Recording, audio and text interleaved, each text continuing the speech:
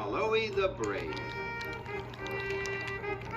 Skarloey loves to puff through the hills on the island of Sodor.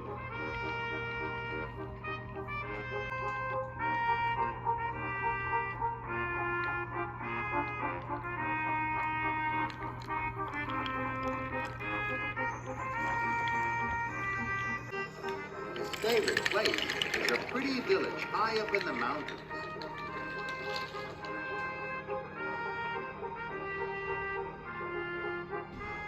But in the winter, the mountain village gets very cold. So it's important that the engines deliver coal to the village. The houses must be cozy and warm.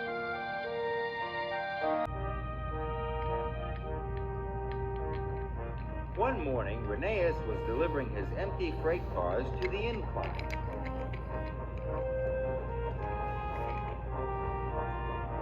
The winch brings empty cars up the incline and lowers full cars down to be delivered to the villages across the island. Reneus was frightened of the incline. It was very high. So Reneus shunted his cars into place, and then he backed away quickly. You are such a scaredy engine, laughed Skarloey. I'm not scared of anything. Skarloey thought he was the bravest engine in the world. But then, the winch's coupling broke. Oh no! Skarloey steamed away as fast as he could. Skarloey raced right past Thomas, who was waiting on the main line. Skarloey switched tracks, and the cars raced right past him, but they were heading straight for Rusty. Rusty hooted loudly to the signalman, who changed the points.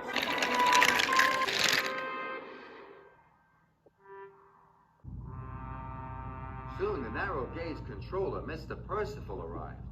Well done, Rusty, Mr. Percival said. You are a really brave engine. Thank you, sir, said Rusty proudly. But Skarloey wasn't happy. I want to be the bravest, puffed Skarloey. I want to show everyone that I'm the bravest engine of all. The next day, Skarloey was shunting freight cars onto the incline.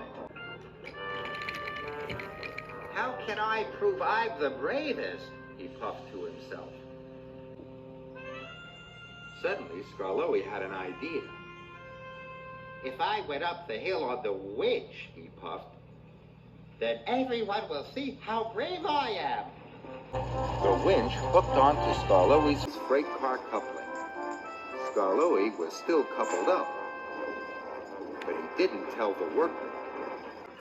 Slowly, Skarloey was pulled up the hill. When Reneus and Duncan arrived at the bottom of the incline, they gasped. Look where Skarloey is, puffed Reneus. That is the bravest thing to do, chuffed Duncan. Duncan cheered and Reneus blew his whistle. Skarloey felt prouder than ever. Look at me! Look at me! He puffed. At last, Skarloey reached the top of the incline. I'm the bravest engine in all the world, he called. But Skarloey was too heavy, and the winch broke. Skarloey as he raced down the hill. But when he got to the bottom, he couldn't stop. Skarloey raced all the way to the transfer yards. He raced past a very surprised Thomas and straight into the snowbank. Mr. Percival was very cross.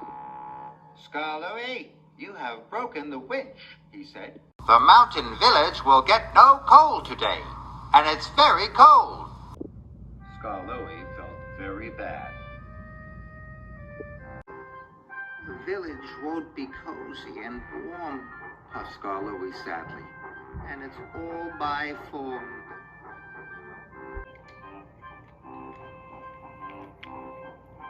Suddenly, Skarloey had an idea.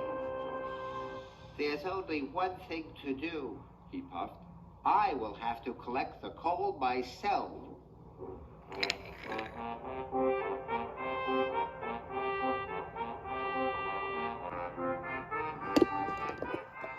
Skarloey arrived at the top of the incline and found Rheneas and Duncan had brought the supplies to repair the winch.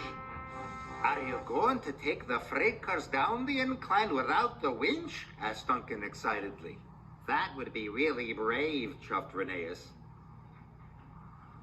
Skarloey wanted to show Rheneas and Duncan how brave he was, but then he thought of the mountain village. No, said Skarloey firmly. I'm going to take the coal to the village.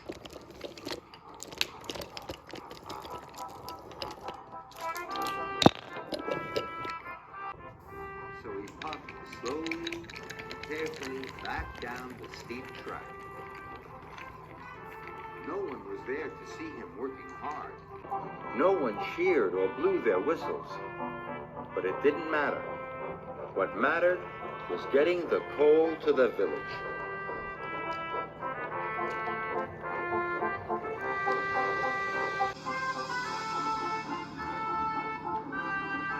It was late when Skarloey arrived at the village station. The villagers were very pleased to see Skarloey, and they were pleased to have coal to make their homes cozy and warm. They cheered and cheered and cheered. Skarloey was so proud it made his axles tingle. This is much better than showing everyone how brave I am, He puffed. And it certainly was.